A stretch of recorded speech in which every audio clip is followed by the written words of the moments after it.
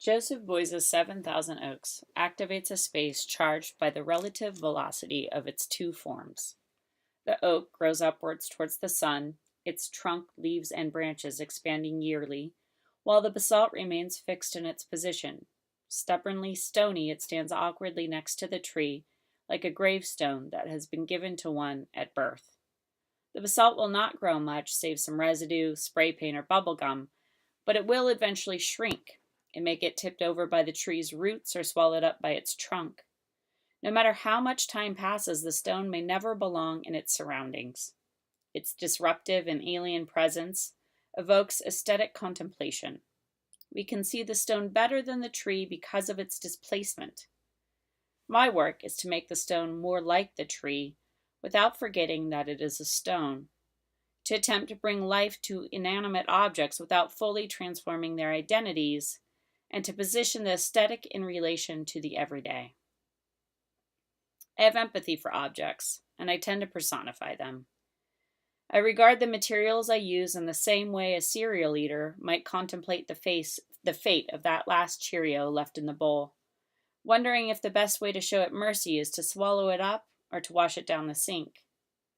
So when in the studio, I try to imagine that I am working to manifest an object's will. In this way, I feel I am never fully controlling my work. My process is like a dance, where materials and I are equal partners, working together to achieve form. Though not entirely in control, I can steer the work in certain directions, and I develop a set of goals to guide each installation. With blues in the blender, the images of which you see here, and the installation that the works in mcasd are extracted from, some of my goals included: strive towards a space of zero gravity but hang nothing from the ceiling. Create a skyscape. Appeal to the sense of touch. Sculpt like a painter.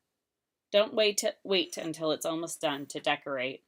Don't shy away from fetishes because the art world loves those. And the goal I regret the most: make the work more commodifiable by giving each sculpture integrity, so that it is not reliant on its environment for completion and can be successfully extracted from the whole. Finally, a goal that remains consistent throughout all my installations is to build an environment that resembles an ecosystem, one which seems natural to the commodities that inhabit it. By integrating objects into a system of interdependent relationships, I am trying to make them appear to be alive. While I think I succeed at this to some degree, this goal stops short because my sculptures barely move.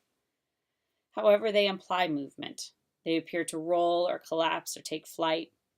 The viewer can imagine the work moving, and they hold this image in relation to the current moment, which is still. The work appears more frozen because the viewer's anticipation of motion is not realized, and the viewer's aesthetic sensibilities are heightened due to this uncanny stillness. The viewer experiences movement differently than I do. The viewer moves around the work, noticing how space shifts with point of view. I do this too, as part of my working process, but I also get to move objects and to carve out spaces. When building an installation, I reposition each object several times, and each time I place an object, I walk around it to see what it does. I go out the door, I come back in. I try to forget about it, so I can see it as fresh later. I can never know if I am placing an object correctly, because later moves are built off of initial moves, and initial moves often end up needing to be undone.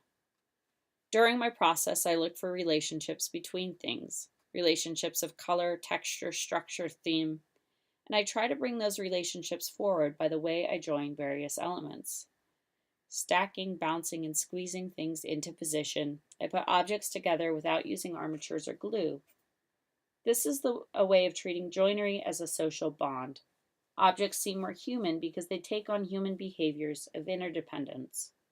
Connections between objects are formed in the eye of the viewer by repetition, gesture, proximity, materiality, etc. When the work is complete, every part of it should seem to belong. I wrangle together compositions that can endure multiple variations, yet maintain powerful harmonies. I know a work is done when I have become ambivalent about it. when it no longer matters whether I put a thing here or there. At this point, the installation is entropic. Its system has been maxed out, and the inevitable next step is to generate a new system. I hope that the viewer recognizes that my installations are oversaturated and will desire to see them broken down and rebuilt differently. This is where I think the perpetuation of life exists in my work, in the way that it reveals our desire to effect change in the systems that shape our experience.